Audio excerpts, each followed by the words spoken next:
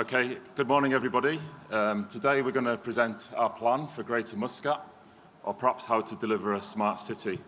My name's Ed Baker. I'm the master planner. We're also joined today by our client, the most important people, from the government in Oman, Monica and Nasser.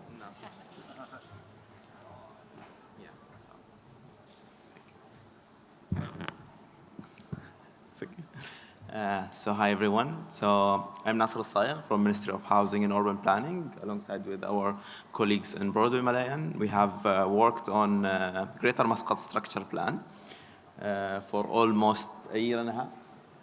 And we have already got the approval of the project, so we are on the implementation phase. The project, first of all, this is Muscat. If somebody is not familiar with Muscat, it's a very nice city. It has the limits of the mountains to the sea, and we have a very diverse geography. So we have sand dunes, we have the wadis, we have the mountains. So it's a very diverse city. So in Oman, we had the point of where we have started to do a planning in different way. We had always had a sectorial planning in place. So each sector was doing its job. So transport was doing their job alone. Economics, planners were doing it differently. So the main point where we had this thing changing was when we initiated the Oman National Spatial Strategy, which is the strategy for the first two levels, where is the national strategy of the country and then the regional spatial strategies for the governorates. So in Oman we have 11 governorates, and we have 11 regional spatial strategy for each of one. And then we started to dive down on the cities. So we have the first one, which is Greater Muscat Structure Plan, which was the pilot for the structure plans on the government. So in scale, we are still like Monica always describing it as we are on the drone, I think, or helicopter, and then we're going to the drone with the master plans. So in this kind of level, we are deep diving on the regional spatial strategies. We are detailing the policies, and also we are one of the outcomes of the structure plans is the projects that will be implemented. Okay, Monica. I will tell you a little bit about why we need the structure plan in Muscat. It is a sizable city. It's bigger than, it's longer than London in terms of the land take. It's over 80 kilometers, while London is 55. So it makes you realize the scale of the city, but it only is a home to 1.5 million people. But it's on a trajectory to double its population over the next 16 years. So that's a lot of people coming, and they need places to live and places to work, and it better be quite well organized. And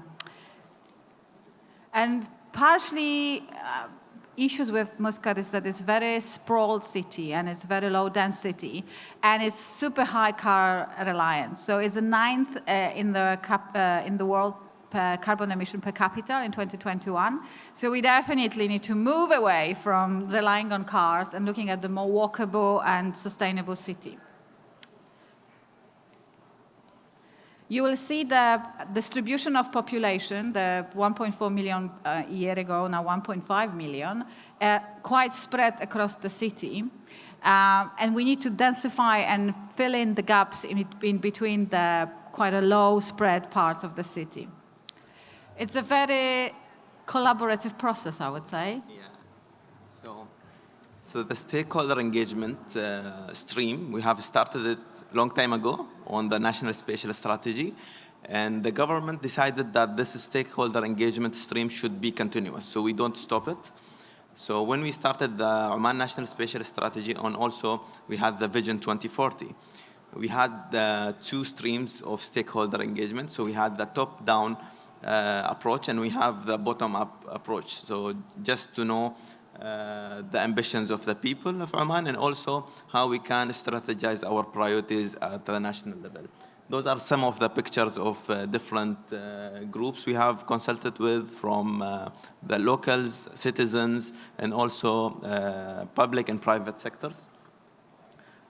Within the project, we have reviewed more than 3,000 documents of old plans, current plans at that time. 4.2 terabyte of data was processed within this kind of project. We have consulted with more than 60 focus groups, and also we are engaged with different institutions within our implementers and the country. So, Okay, so if there's one plan that captures the project, then it's this one. This is the framework plan. So this is where the transportation, the land use, the density, it all comes together, the open space planning. And so what are the key concepts behind the structure plan? As Monica's mentioned, containing urban sprawl, stopping the city, promoting compact development, a new spine through public transport that will run through the city, protecting the historic heart, the heritage, creating new zones for development. This is called the missing middle. This is the area around the airport, potential new economic clusters, protecting the coastline, protecting the existing open spaces, and also moving towards a net zero plan. And really it's about also creating jobs, new economics, the transformation, and the backbone to the whole plan. So there's a vision about delivering a city of equality, prosperity, and opportunity, celebrating its rich heritage and its natural beauty. And then there's the 5 key vision aims that are the backbone of the plan. So there's Green Muscat. This is around protecting the existing open spaces, creating new open spaces, the streets, the squares, planting more trees. There's Connected Muscat. This is about the public transport, the big public transport moves, the micromobility, the cycle paths, promoting pedestrian movement, and that also relates to the density. Sorry, wrong way. So the public transport. And then livable Muscat, and this really is about the density along that corridor, promoting compact development, bringing people close to their jobs, their homes, the community facilities, providing affordable housing. Productive Muscat, this is about the new economies, new economic centres, new clusters, new industries, and planning them within the city. And then Resilient Muscat, this is the really key part. It's about protecting the coastline. It's about the existing wadis system that are very important to the life of the city, the water management.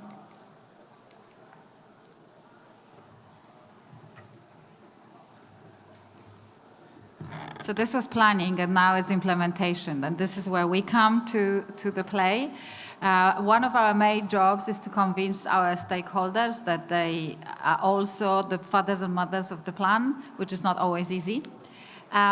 We also need to make sure that we coordinated growth. So the smart planning here, it's all about the process, how we engage with our stakeholders, or also how we map it. So the entire city is mapped in GIS.